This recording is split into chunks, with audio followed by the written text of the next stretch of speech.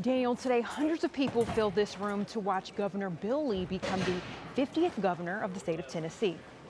The ceremony lasted about 2 hours here at the War Memorial Auditorium in downtown Nashville. Supporters and legislators sat in silence as the new governor placed his hand on the Bible and took the oath of office. But the serious moment didn't stop people from celebrating afterwards. Lee later took to the stage for his address, making a point to mention education, jobs, crime, and why the state should continue to come together. It is important to remember, however, that circle around those stars represents the unity of our state.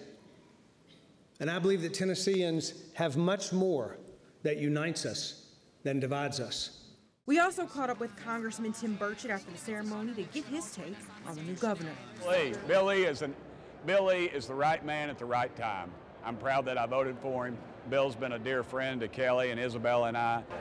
We'll have the full story on today's inauguration and the different topics that Governor Bill Lee touched on tonight at 11. Daniel.